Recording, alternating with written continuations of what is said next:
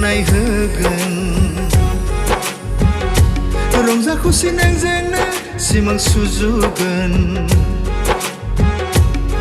अखाफोर जाना सोरां सारफावबाय था